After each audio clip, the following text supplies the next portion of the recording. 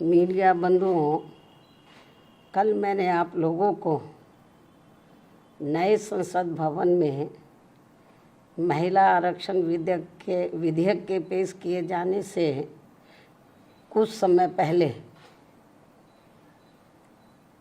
इस आने वाले विधेयक के संबंध में संभावनाओं के आधार पर जो कुछ भी संदेह जताते हुए कहा था, तो वे काफ़ी कुछ इस बिल के पेश किए जाने के बाद सही साबित हुए हैं। क्योंकि इस महिला आरक्षण से संबंधित संविधान के 128वें संशोधन विधेयक 2023 के अंतर्गत देश में लोकसभा व राज्य विधानसभाओं में भी 33% महिलाओं को आरक्षण दिए जाने के कुछ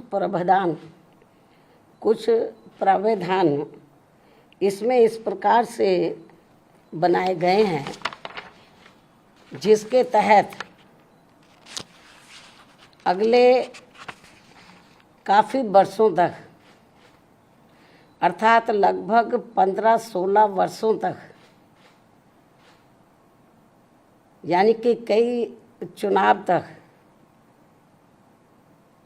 देश की महिलाओं को ये आरक्षण प्राप्त नहीं हो पाएगा। और इस विधेयक में ऐसे जो प्रावधान रखे गए हैं,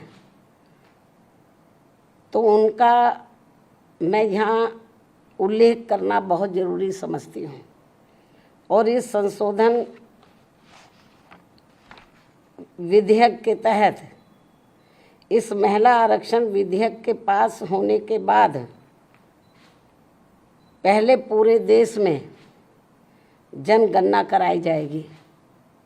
जब ये बिल पास हो जाएगा हाउस में, पार्लियामेंट में, तो पास होने के बाद पहले पूरे देश में जनगणना कराई जाएगी। पास तो हो जाएगा ये, लेकिन तुरंत लागू नहीं होगा। और पास होने के बाद पहले पूरे देश में जनगणना कराई जाएगी। और जब ये जनगणना पूरी हो जाएगी, तो तब उसके पश्चात ही पूरे देश में लोकसभा तथा राज्य विधानसभाओं का परिसीमन पुनः कराया जाएगा। इसके बाद फिर परिसीमन होगा, सीटों का कराया जाएगा। और उसके बाद ही तब ये महिला आरक्षण संबंधी संशोधन विधेयक लागू होगा। और ये बात भी किसी से छिपी नहीं है कि देश भर में नए सिरे से जनगणना कराने में अनेकों वर्ष लग जाते हैं। पिछली जनगणना सन 2011 में प्रकाशित हुई थी, जिसके पश्चात आज तक पुनः जनगणना नहीं हो सकी है। ऐसी स्थिति में संविधान संशोधन के तहत इस नई जनगणना में, जिसमें अनेकों वर्ष लग जाएंगे, तो तब फिर उसके बाद ही पूरे देश में परिसीमन का कार्य शुरू किया जाएगा, जिसमें भी अनेकों वर्ष लग जाएंगे। और इस परिसीमन के पश्चात ही तब फिर ये महिला आरक्षण विधेयक लागू होगा। जबकि 128वें संशोधन विधेयक की सीमा ही 15 वर्ष रखी गई है। इस प्रकार से ये स्पष्ट है कि ये संशोधन विधेयक वास्तव में महिलाओं को आरक्षण देने की साफ नीयत से नहीं लाया गया है, बल्कि आने वाली विधानसभाओं तथा लोकसभा के चुनावों में देश की भोली भाली महिलाओं को ये प्रलोभन देकर व उनकी आंखों में धूल झोंककर उनका वोट हासिल करने की नीयत से ही लाया गया है। इसके सिवाय कुछ भी नहीं है। जैसा कि इसमें कंडीशंस रखी गई हैं, इसको लागू करने से पहले जो शर्तें रखी गई हैं। और यदि ऐसा नहीं है, ये कहते हैं ऐसा नहीं है, और यदि ऐसा नहीं है, तो फिर हमारी पार्टी सरकार से ये भी अनुरोध करती है कि सरकार इस विधेयक में से या तो इन दोनों प्रावधानों को निकाले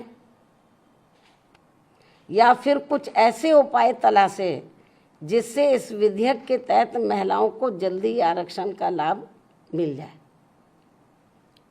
इसके साथ साथ यहाँ मैं इस बात की भी केंद्र सरकार से पुनः ये अपील करती हूँ कि 33% महिलाओं के आरक्षण के अंतर्गत SC/ST को जो आरक्षण दिया जाए तो उसे वर्तमान में लागू आरक्षण के अतिरिक्त दिया जाए। यानी कि जो पहले से इनको SC/ST को जो आरक्षण मिल रहा है तो जो इनको 33% SC/ST की महिलाओं को जो आरक्षण देना है, तो अभी तक क्या इसमें व्यवस्था है कि जो पहले से इनको SC/ST को मिल रहा है तो उसमें से 33% इनको दिया जाए महिलाओं को, और उसको 33% में जो अब लाया जा रहा है, इंक्लूड किया जा रहा है। इससे हमारी पार्टी सहमत नहीं है, बल्कि इनको ये आरक्षण अलग से दिया जाना चाहिए, 33% में दिया जाना चाहिए। इसके साथ ही देश की OBC वर्गों की महिलाओं का भी इस महिला आरक्षण विधेयक में अलग से आरक्षण का कोटा सुनिश्चित किया जाना चाहिए। जो सामान्य वर्गों की महिलाओं की तुलना में ये अभी भी काफ़ी पिछड़ी हुई हैं, और यदि इन सभी वर्गों की महिलाओं के आरक्षण के मामले में, यानी कि SC/ST और OBC की महिलाओं के आरक्षण के मामले में मेरी इस अपील पर सरकार अमल नहीं करती है, तो भी हमारी पार्टी इस बिल का इस खास बात को ध्यान में रखकर समर्थन करती है कि देश में पुरुषों की तुलना में सर्व समाज की महिलाएं अभी भी काफ़ी पिछड़ी हुई हैं। ये वीकर सेक्शन की तो पिछड़ी हैं, लेकिन पुरुषों की तुलना में जो सामान्य महिलाएं वो भी काफ़ी पिछड़ी हैं।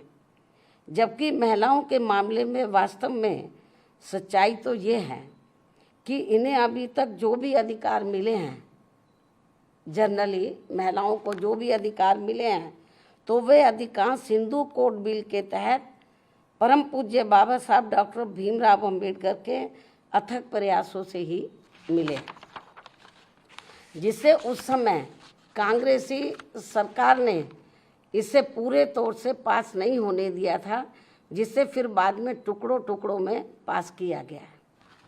इतना ही नहीं, बल्कि इन वर्गों की महिलाओं को अलग से आरक्षण दिए जाने के मामले में पूर्व में केंद्र की रही कांग्रेसी सरकार द्वारा लाए गए बिल में भी इसकी व्यवस्था नहीं की गई थी, जिसके कारण उस दौरान ये बिल पास नहीं हो सका था। लेकिन अपने राजनीतिक लाभ के लिए अब इस पार्टी के भी नेता, यानी कि कांग्रेस पार्टी के भी नेता, इन वर्गों की महिलाओं को अलग से आरक्षण दिए जाने की बात कर रहे हैं, वकालत कर रहे हैं। इससे साफ जाहिर है कि देश की महिलाओं को लोकसभा व राज्य विधानसभाओं में इनको आरक्षण देने के मामले में बीजेपी व कांग्रेस पार्टी एंड कंपनी के लोगों की पूरे तौर से नीयत साफ नहीं है, और ये सभी पार्टियां इसकी आड़ में केवल इनका वोट हासिल करने के लिए अपने अपने स्वार्थ की राजनीति कर रही हैं और कुछ भी नहीं। इसलिए देश की महिलाएं ऐसी सभी पार्टियों से जरूर सावधान रहें जिनसे इन्हें कुछ भी हासिल होने वाला नहीं है। इन्हीं जरूरी बातों के साथ ही अब मैं अपनी बात यहीं समाप्त करती हूँ। धन्यवाद।